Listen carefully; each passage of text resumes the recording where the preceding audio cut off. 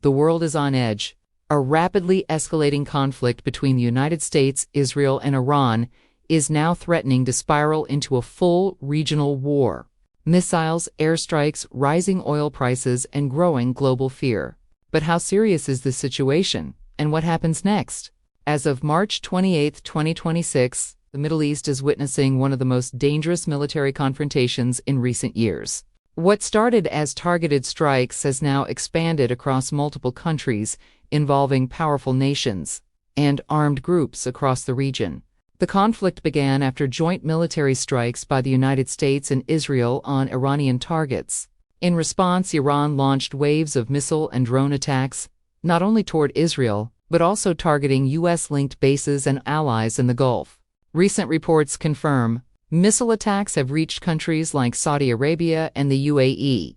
A U.S. military base in Saudi Arabia was hit, injuring American soldiers. A new front has opened, with missiles launched from Yemen by Iran-backed groups. This is no longer a limited conflict. It is spreading across the entire region. The biggest concern now is escalation. Countries like Lebanon, Yemen, and multiple Gulf states are getting involved, directly or indirectly. There are also fears around critical infrastructure. Nuclear sites in Iran have reportedly been targeted multiple times. Key shipping routes are under threat. One of the most important locations is the Strait of Hormuz, a narrow passage through which nearly 20% of the world's oil supply flows. If this route is blocked or disrupted, the impact could be massive, and that impact is already being felt.